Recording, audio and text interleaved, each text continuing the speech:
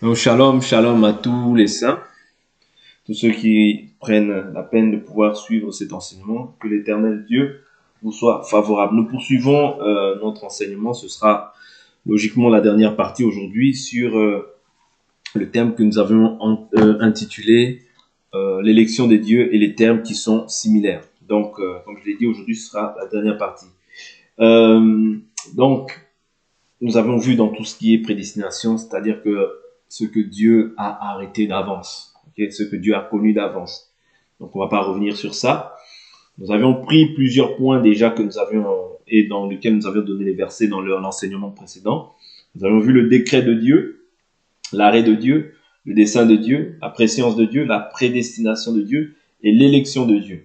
Okay? Donc aujourd'hui, nous allons poursuivre sur les derniers points qui nous reste à entamer, c'est-à-dire les résolutions, l'ordre, le conseil, le choix de Dieu, élu, choisi, destiné, donné, décision, résolution, volonté. Vous voyez, ce sont des termes qui, voilà, comme j'ai dit, qui sont similaires ou synonymes à ceux que nous sommes en train de pouvoir développer par la grâce du Seigneur. Donc, nous continuons dans résolution, vous voyez, ce que Dieu a résolu.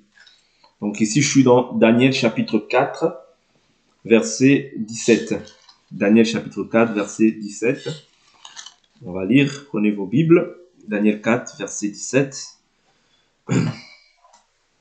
L'arbre que tu as vu, qui était devenu grand et fort, dont la cime atteignait le ciel, et qu'on voyait de toute la terre, cet arbre dont le feuillage était beau et les fruits abondants, qui portait de la nourriture pour tous, sous lequel s'abritaient les bêtes des champs, et dans les branches duquel les oiseaux du ciel demeuraient. C'est toi, ô roi, qui es devenu grand et puissant, dont la grandeur s'est accrue au point d'atteindre le ciel et dont les dominations s'étendent jusqu'aux extrémités de la terre. Vous voyez?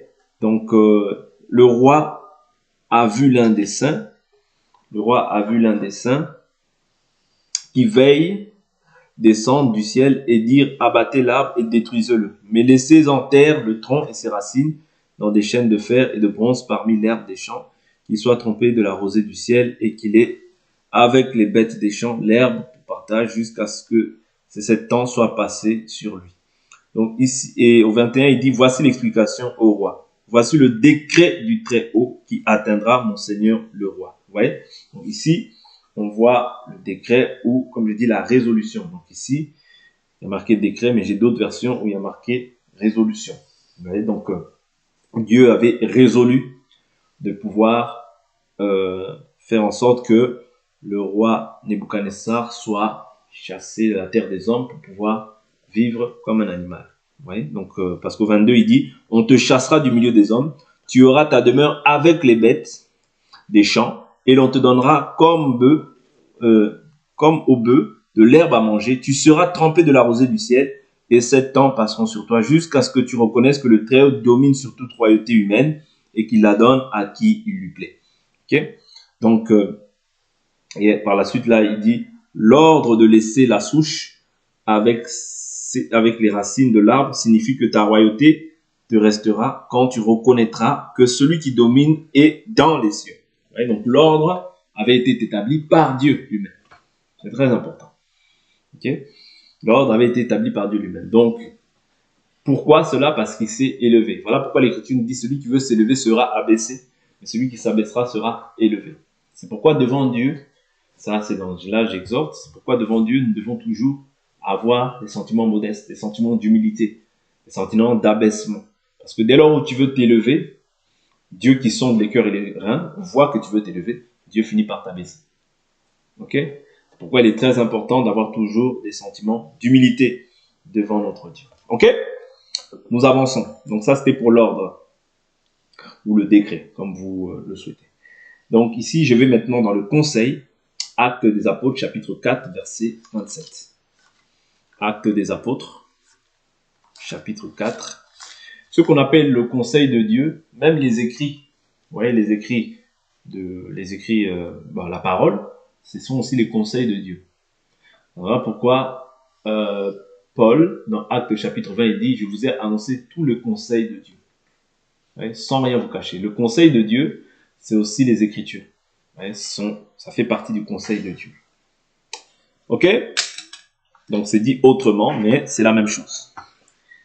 Acte 4, j'ai dit au verset 27. Acte 4, 27. Acte 4, verset 27. L'Écriture nous dit quoi?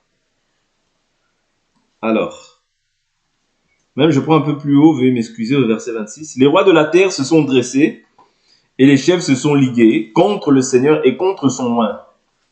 Car en vérité, contre ton saint serviteur Jésus, à qui tu as donné l'onction, Hérode et Ponce Pilate se sont ligués dans cette ville avec les nations et avec les peuples d'Israël, pour faire tout ce que ta main et ton conseil avaient déterminé d'avance. Vous voyez, c'est pour ça que je vous dis que le conseil dont il est question ici, c'est-à-dire que les choses qui avaient été déclarées bien avant, que le Fils, que Christ devait venir, qu'il devrait souffrir, et que le salut sera annoncé en son nom. Vous voyez? Et voilà, la Bible nous dit par la suite, quand les apôtres viennent, que tous ceux qui veulent vivre pieusement en Christ Jésus seront aussi persécutés. Parce que tel il est lui, tel nous sommes. Et en réalité, Jésus même le disait dans les jours de sa chair, s'ils m'ont haï, ils vous haïront aussi. Ok? Donc c'est tout à fait normal que quand quelqu'un prêche l'évangile, qu'il soit aussi haï. Pourquoi? Parce que il prêche les choses du ciel.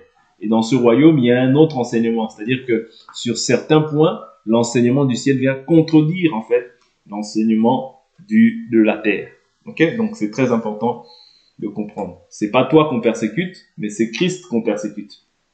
Soyez conscients de ces choses. Pour que tu n'aies pas l'impression que voilà, l'évangile ait un rapport avec toi, individu. Non, l'évangile, ça concerne Christ. Ouais, tout est de lui, par lui et pour lui. C'est à cause de lui que nous sommes mis à mort, comme l'Écriture le dit. Ok? C'est à cause de lui. Donc, dès que tu reçois le Saint-Esprit, il faut comprendre que le monde dans lequel nous sommes va te haïr. Ok? Donc, j'étais toujours dans le conseil. Donc, Éphésiens 3.10. Je prends une autre écriture. Éphésiens chapitre 3, verset 10. Ça, je sais que ce que je suis en train de dire, vous le savez déjà. Mais je vous rappelle. Ok? Éphésiens 3, verset 10. L'Écriture nous dit quoi? Ainsi désormais, les principautés et les pouvoirs dans les lieux célestes connaissent par l'Église la sagesse de Dieu selon la sagesse de Dieu dans sa grande diversité, selon le dessein éternel qu'il a réalisé par le Christ notre Seigneur, en qui nous avons par la foi en lui la liberté de nous approcher de Dieu avec confiance. Ok? Donc c'est ça encore, c'est selon le dessein. Ouais, c'est selon le plan de Dieu. Ok? Donc c'est très important de comprendre que c'est selon le dessein de Dieu. Ce n'est pas par rapport aux efforts humains. Non, c'est Dieu qui a permis que les principautés, vous voyez, les principautés, comment dire, parce qu'il y a des principautés aussi comment dire, chez les anges, c'est les anges de Dieu. Mais il y a les principautés aussi maléfiques. Ok? Il y a les principautés de Dieu, il y a les autorités, les puissances, et voilà. Mais il y a aussi cette même hiérarchie démoniaque chez les anges déchus. Ok? Donc, ce sont des deux camps qui connaissent en fait les choses du Seigneur. Donc, nous continuons. Nous continuons et n'oubliez pas, s'il y a des questions, on reviendra par la suite. Je prends là.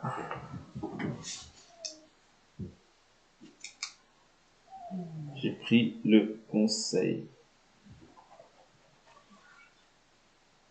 Une résolution.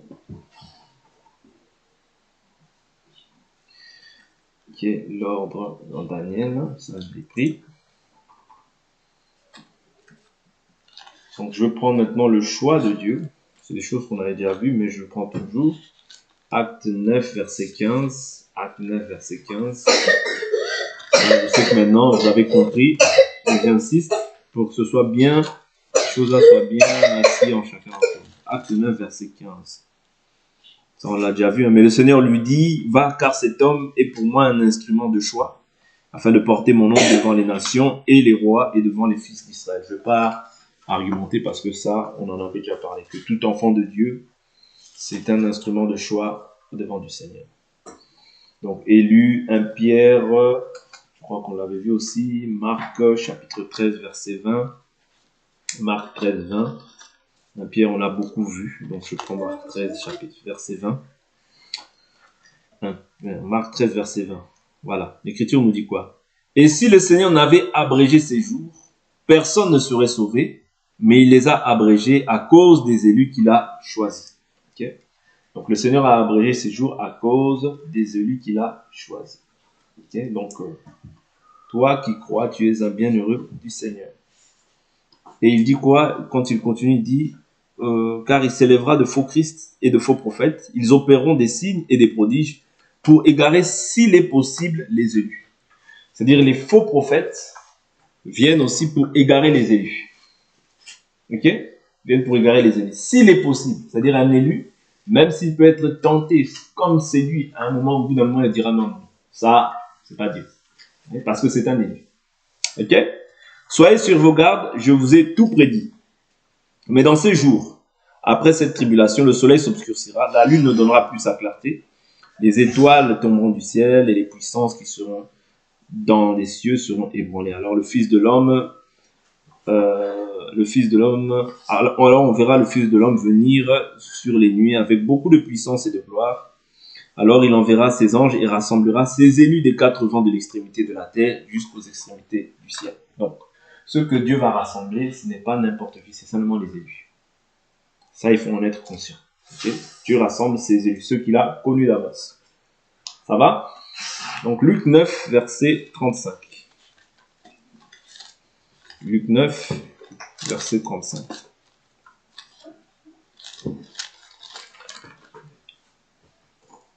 Alors, je prends à partir du verset 34. Comme il parlait ainsi, une nuée vint les envelopper, les disciples furent saisis de crainte, tandis qu'il entrait dans la nuée. Et la nuée sortit, et de la nuée sortit une voix qui dit, celui-ci est mon fils élu, écoutez-le. Jésus était élu par Dieu aussi. Oui. Jésus, oui, était élu par Dieu, parce que là il dit, celui-ci est mon fils élu. C'est pour ça que nous aussi, de même, nous sommes élus. Et cette élection-là ne débute pas sur la terre. Oui. Cette élection-là débute depuis l'éternité. Mais dans le temps, comme ça, tu dois recevoir l'appel. Ok? Dans le temps, tu reçois l'appel pour repartir à ton client. On est d'accord? Donc, tel il est lui, tel nous sommes aussi, étant dans cette terre, sur cette terre. Donc, voilà un peu pour tout ce qui est, tout ce qui fait, dans Luc 23, 35, je crois, je n'ai pas pris ça aussi. Je vais m'excuser, Luc 23, 35. Je prends toutes les écritures pour que vous soyez bien équipés et que ce soit bien clair dans Luc 23, 35. Alors, le peuple se tenait là et regardait. Quant au chef, il raillait Jésus en disant, il a sauvé les autres, qu'il se sauve lui-même, s'il est le Christ, élu de Dieu. Mais, qu'il se sauve lui-même, s'il est le Christ, élu de Dieu. Ok? Donc, Christ était élu. Okay? Donc, ça, c'est pour nous faire comprendre que nous aussi, nous sommes des élus. C'est pour ça que Christ vient chercher ce que le Père lui a donné. Ok? Il ne vient pas chercher tout le monde, il vient chercher ce que le Père lui a donné. Donc, choisi. Quand on parle de choisi, de Thessaloniciens chapitre 13, c'est toujours les mêmes termes. C'est pour ça que je vous ai dit que je vais vous donner pas mal de versets. Mais c'est les mêmes termes, mais qui sont employés de différentes manières, en fait, dans la Bible. Et ça nous permet, en fait, de savoir réellement, voilà. Ce n'est pas un hasard si tu as cru. C'est vraiment la grâce de Dieu. 2 Thessaloniciens 2.13. 2 Thessaloniciens 2.13. 2 Thessaloniciens 2.13. Janice, tu peux lire si tu veux.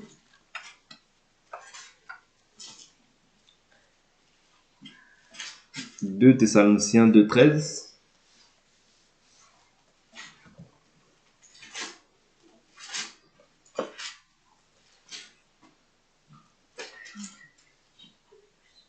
Quant à nous, frères et sœurs, bien-aimés du Seigneur, nous devons constamment dire à Dieu toute notre reconnaissance à votre sujet, parce que Dieu vous a choisi dès le commencement pour le salut par la sainteté que procure l'Esprit et par la foi en la vérité. Amen. Ouais. Donc ici, qu'est-ce qu'il dit? Il dit, 2 Thessaloniciens 2,13, il dit, quant à nous, frères bien-aimés, par le Seigneur, nous devons continuellement rendre grâce à Dieu à votre sujet, car Dieu vous a choisi. Ouais. Tu es un instrument de choix devant Dieu. Tu es choisi dès le commencement. Oui, dès le commencement. Ok? Pourquoi? Pour le salut. Quand Dieu te choisit, c'est pour le salut. C'est pour te sauver. Dieu ne te choisit pas pour te rejeter par la suite. Non. Quand Dieu te choisit, c'est pour te sauver. La doctrine de, oh oui, le salut, tu l'as perdu. Non. La Bible ne nous enseigne pas ça. La Bible dit celui qui persévérera jusqu'à la fin. Mais la Bible aussi nous dit, celui qui a commencé en vous une œuvre bonne, la rendra parfaite. Ok? Donc, c'est très important de comprendre que quand tu as cru, c'est pour ton salut. Ça marche? 2 Thessaloniciens 2, 13. Acte 10, 34 à 43. Acte 10, 34 à 43. Acte 10, 34, 43. Alors Pierre ouvrit la bouche et dit, en vérité, je le comprends. Pour Dieu, il n'y a pas de considération de personne. Mais en toute nation, celui qui le craint et qui pratique la justice lui est agréable. Il a envoyé la parole aux fils d'Israël en leur annonçant la bonne nouvelle de la paix par Jésus-Christ. C'est lui le Seigneur de tous. Un seul Seigneur, un seul Dieu. C'est lui le Seigneur de tous. Vous savez ce qui est arrivé dans toute la Judée après avoir commencé en Galilée à la suite du baptême que Jean a prêché. Comment Dieu a oint d'Esprit Saint et de puissance Jésus de Nazareth, qui allait de lieu en lieu en faisant le bien et en guérissant tous ceux qui étaient sous l'oppression du diable, car Dieu était avec lui. Nous sommes témoins de tout ce qu'il a fait dans le pays des Juifs et à Jérusalem. Ils l'ont fait mourir en le pendant au bois. Dieu l'a ressuscité le 3e jour et lui a donné de se manifester, non à tout le peuple, mais aux témoins choisis d'avance. Oui. Non à tout le peuple, mais aux témoins choisis d'avance par Dieu, à nous qui avons mangé et bu avec lui après sa résurrection d'entre les morts. Et Jésus nous a commandé de prêcher au peuple et d'attester qu'il a été lui-même désigné par Dieu comme juge des vivants et des morts.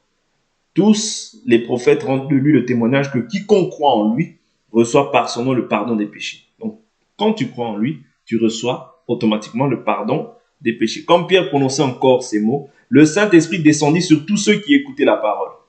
Tous les croyants circoncis qui étaient venus avec Pierre furent étonnés de ce que le don du Saint-Esprit soit aussi répandu sur les païens. Ok?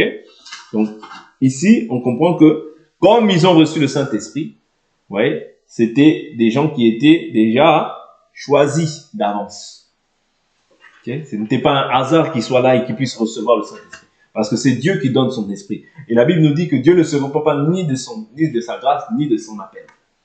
Ok? Donc, très important de retenir ces points-là. Acte 10, 34, 43. Nous continuons. Jean 13, verset 18. Jean 13, verset 18.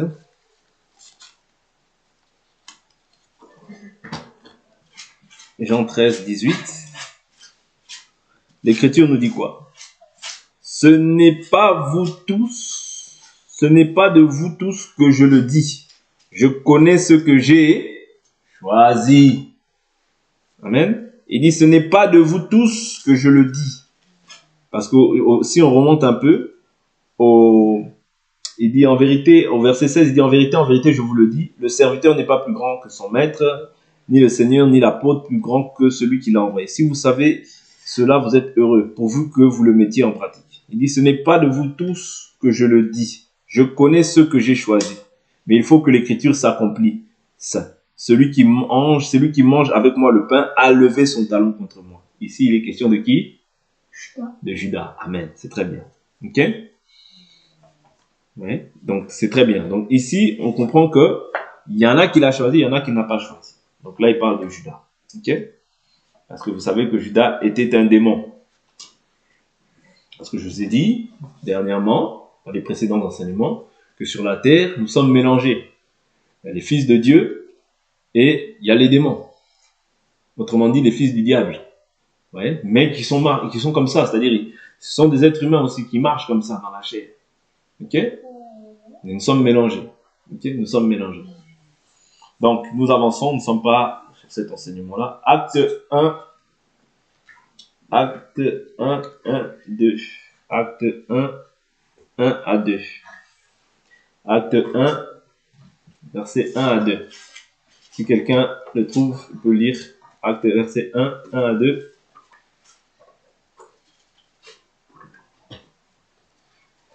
Yanis, vas-y. Acte 1, verset 1 à 2.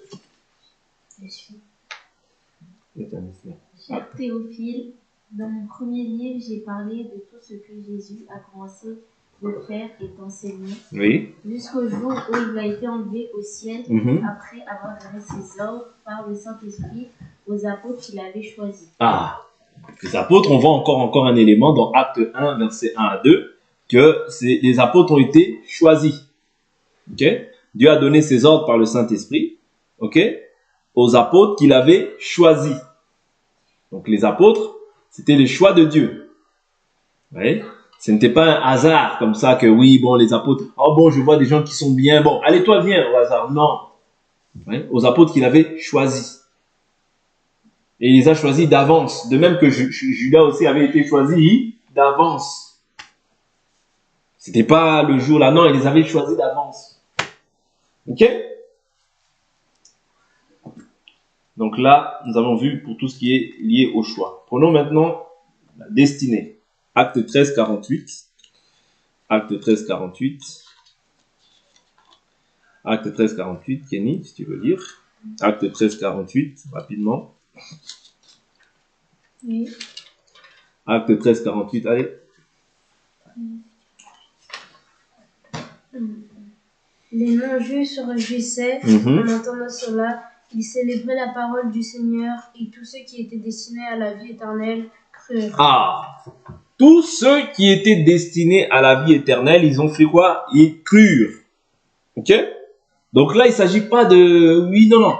Tous ceux qui étaient destinés, c'est-à-dire ceux que Dieu avait déjà arrêtés dans son plan. Mais tous ceux qui étaient maintenant destinés à cette chose-là, que tu le veuilles ou non, tu finiras par croire. Que tu te dises, moi ceci, moi cela, tu finiras par croire. Ok? Parce que si Dieu t'a destiné à ces choses, il doit faire en sorte que tu puisses croire. D'accord? Tôt ou tard. Ça marche? 1 Corinthiens 2, 7. 1 Corinthiens 2, 7, toujours dans la destinée. 1 Corinthiens 2, 7.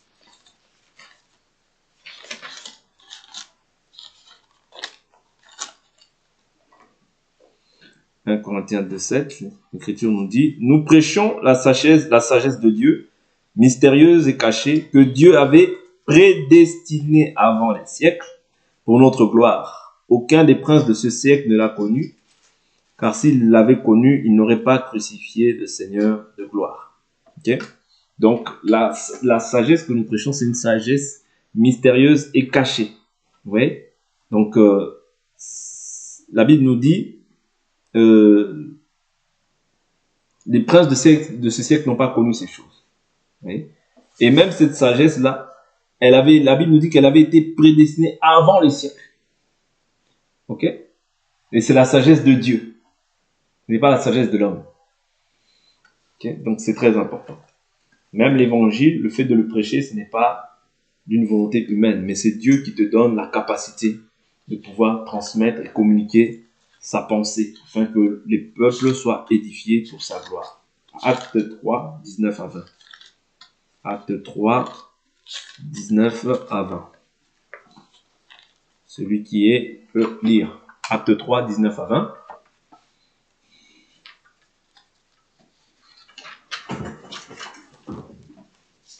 Acte 3, 19 à 20.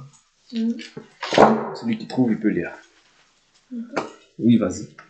Changez donc d'attitude et convertissez-vous pour que vos péchés soient effacés, alors que des temps de rafraîchissement viendront de la part du Seigneur, Et il enverra le Messie qui vous était destiné à Jésus.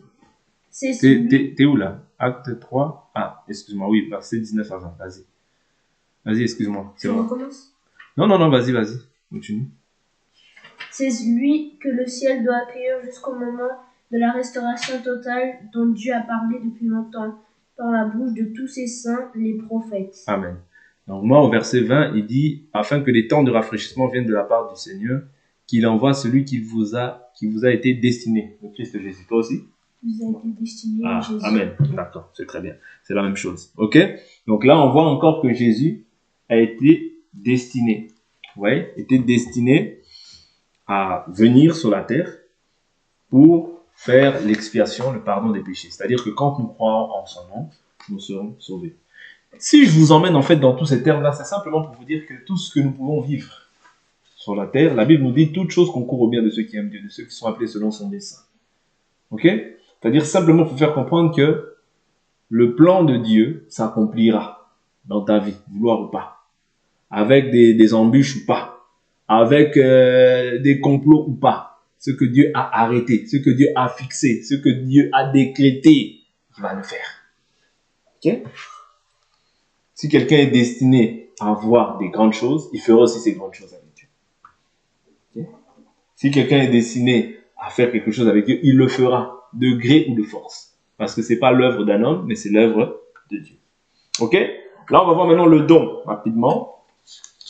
Le don, je suis dans Matthieu 13, verset 11, je vais dire pour aller un peu plus vite. Matthieu 13, verset 11. Matthieu 13, 11. Matthieu 13, 11. Alors, Matthieu 13, 11. L'Écriture nous dit. Jésus leur répondit, parce qu'il vous a été donné de connaître les mystères du royaume des cieux et qu'à eux cela n'a pas été donné. Okay? Là, c'est quand les disciples parlaient à Jésus, ils disaient, mais pourquoi leur parles-tu en parabole? Ouais, Jésus leur dit, parce qu'il vous a été donné à vous de comprendre les choses du royaume. Mais à eux, c'est-à-dire ceux du dehors, cela n'a pas été donné.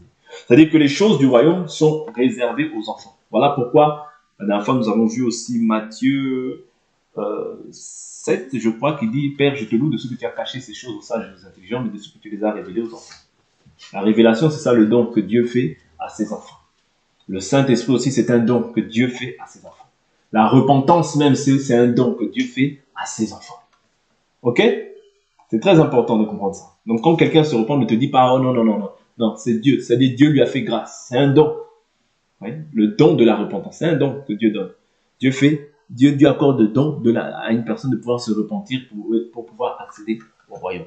Donc, c'est un don. Ce n'est pas de la volonté de l'homme. Ça n'a jamais été la volonté d'un homme. Donc, Jean 17, verset 1 à 10. Et rapidement, Jean 17, verset 1 à 10. Jean 17. Cette écriture, elle est très importante. J'aimerais qu'on la lise. Après leur avoir ainsi parlé, Jésus leva les yeux au ciel et dit, Père, l'heure est venue, glorifie ton Fils, afin que le Fils te glorifie. Selon que tu l'as donné pouvoir sur toute chair, afin qu'il donne la vie éternelle à tous ceux que tu lui as donnés. Afin que tu donnes la vie éternelle à tous ceux que tu lui as donnés. C'est-à-dire que c'est Dieu qui a fait ce don-là, qui a donné les hommes à Jésus. Donc maintenant, Jésus, qu'est-ce qu'il fait? Il leur donne la vie éternelle. Ok? Lorsqu'il vient sous la forme de l'Esprit, il donne la vie éternelle. Or, la vie éternelle, c'est qu'ils te connaissent, toi, le seul vrai Dieu, et celui que tu as envoyé, Jésus-Christ. Je t'ai glorifié sur la terre, j'ai achevé l'œuvre que tu m'as donnée à faire. Donc, Jésus aussi devait faire quelque chose, devait donner quelque chose. Oui, donc il a achevé l'œuvre qu'il avait à faire, c'est-à-dire venir s'offrir pour l'humanité. Et maintenant, toi, Père, glorifie-moi auprès de toi-même, de la gloire que j'avais auprès de toi, avant que le monde fût. J'ai manifesté ton nom aux hommes que tu m'as donnés. Il ne manifeste pas à tout le monde. Il manifeste son nom aux hommes qu'il lui a donnés. Okay? Du milieu du monde. C'est-à-dire que quand tu crois, c'est que toi, tu étais au milieu du monde et Dieu maintenant t'a pris du milieu du monde pour te manifester son nom, le nom de Dieu. Et nous croyons que le nom de Dieu, c'est Jésus-Christ. Ok? Ils étaient à toi. Donc toi, tu étais déjà à Dieu. C'est pour ça que je dis, tu viens de Dieu, tu étais déjà à Dieu. Ils étaient à toi et tu me les as donnés. C'est-à-dire, Dieu en fait, a fait un don à Jésus. Nous sommes un don. Nous sommes le don que Dieu a fait à Jésus. Oui, nous sommes le don que Dieu a fait à Jésus. Ok? Mais nous sommes à Dieu. Et ils ont gardé ta parole. Maintenant, ils ont reconnu que tout ce que tu m'as donné vient de toi, car je leur ai donné les paroles que tu m'as données. Et ils les ont reçues. Ils ont vraiment reconnu que je suis sorti d'auprès de toi. Ils ont cru que tu m'as envoyé. C'est pour eux que je prie. Je ne prie pas pour le monde, mais pour ceux que tu m'as donnés, parce qu'ils sont à toi. Et tout ce qui est à moi est à toi. Et ce qui est à toi est à moi. Et je suis glorifié en eux. Vous voyez? Waouh! Oui? Donc Jésus est glorifié en nous. Oui? Donc c'est très important. Donc là, il s'agit des apôtres, mais la Bible nous dit, je ne prie pas seulement pour nous, mais je prie pour tous ceux aussi qui croiront en moi à travers vous. C'est-à-dire que nous aussi, du fait que nous avons cru, nous avons la même part avec eux.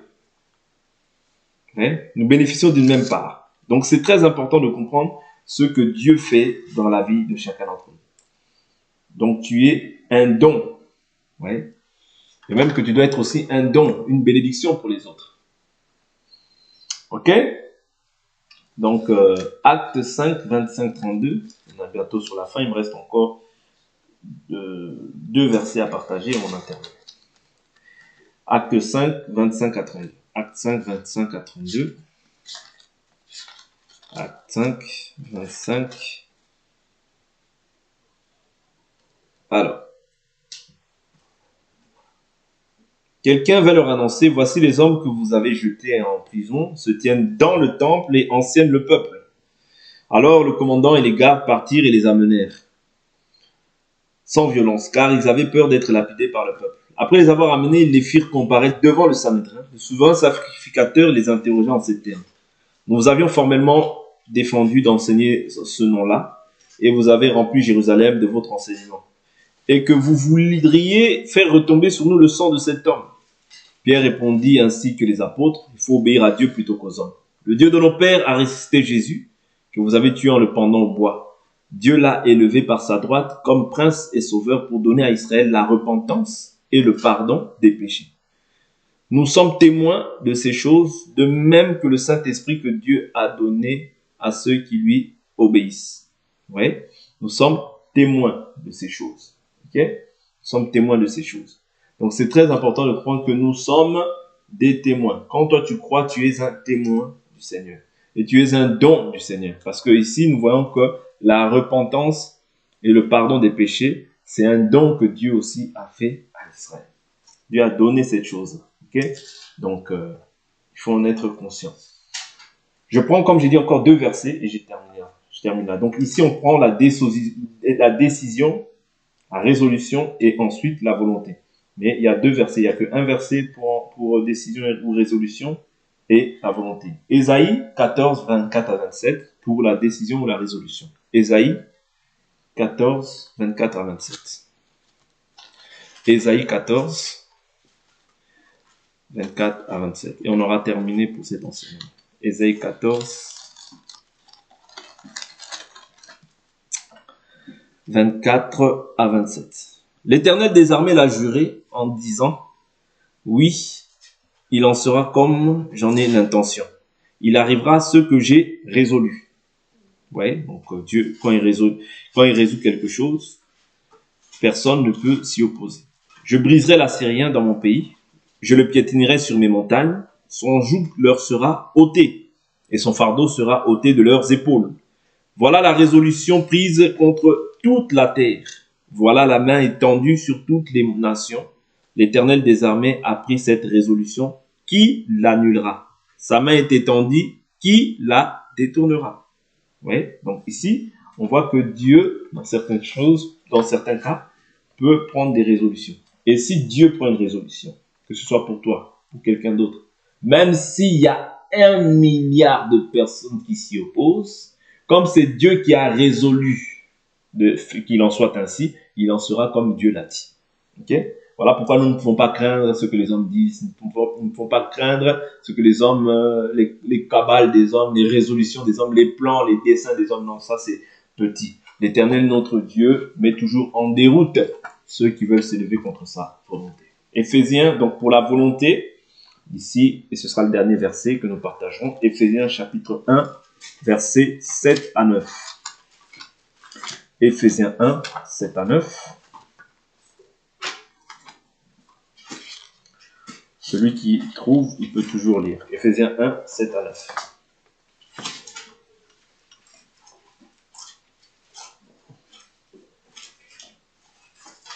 Éphésiens 1, 7 à 9. Celui qui trouve, il peut lire.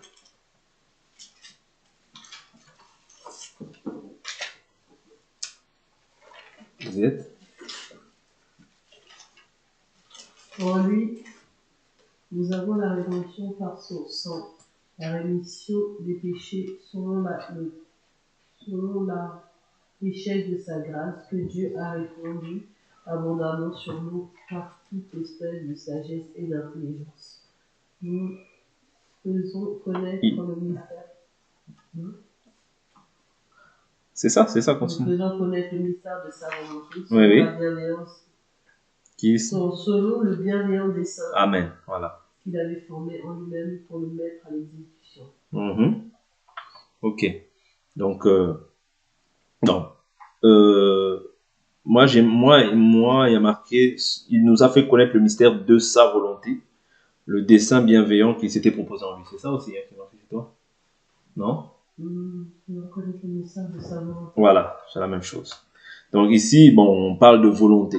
Ouais, donc la volonté de Dieu, nous savons qu'elle s'est accomplie en Christ Jésus. La volonté de Dieu, c'est aussi le dessein qu'il a formé. Voilà, donc ici, on voit vraiment la volonté de Dieu. Comment est-ce qu'il l'a accompli? Par le dessein bienveillant qui s'était proposé en lui-même. C'est-à-dire, Dieu n'a pas besoin d'un appui. Quand Dieu décide, il décide. Ok? Quand Dieu décide de quelque chose, il le décide. Personne ne pourra s'y opposer. Donc c'est pourquoi là, on a pris la peine de prendre tous ces versets pour voir en fait l'élection de Dieu et les termes qui sont similaires. C'est-à-dire tous les termes que nous avons employés. Donc il y a peut-être encore d'autres termes, mais nous avons essayé de résumer ça en quelques versets pour pouvoir apporter un éclaircissement quant à ce qui peut t'arriver dans la vie, quant à ce qui peut t'arriver dans ta marche, de comprendre que tout est au contrôle de Dieu. Tout ce que Dieu fait est bon. C'est pour ça que dans le bien, dans le mal, tu dois glorifier Dieu. Paul est en prison, mais il glorifie le Seigneur. C'est pour ça que toi et moi, quand tu comprends cet enseignement-là, tu comprendras que tu ne peux plus craindre ce que les enfants. En toutes circonstances, en tout temps, tu glorifieras le Seigneur parce que tu sais que tout ce que Dieu fait est bon. Oui? Et tout ce qui t'arrive, c'est la volonté de Dieu. Il peut t'arriver du mal, mais demain t'arriver quelque chose de bien, de meilleur. Donc, ne te plains pas, mais continue à glorifier le Seigneur. Et sache que ce que Dieu a promis pour toi, il finira toujours par l'accomplir. Que l'Éternel Dieu nous bénisse. On a fini pour cet enseignement et nous allons prier.